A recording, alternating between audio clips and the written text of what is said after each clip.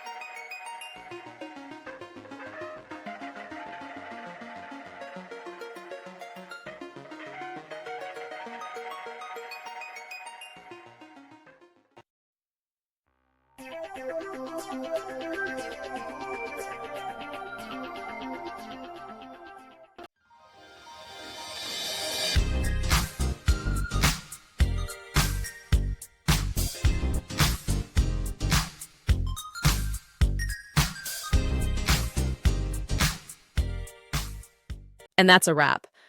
I hope you found the answer you were looking for. If you did, take a second to hit that subscribe button. It really helps out. And let me know in the comments which solution worked best for you. See you next time in the debug zone.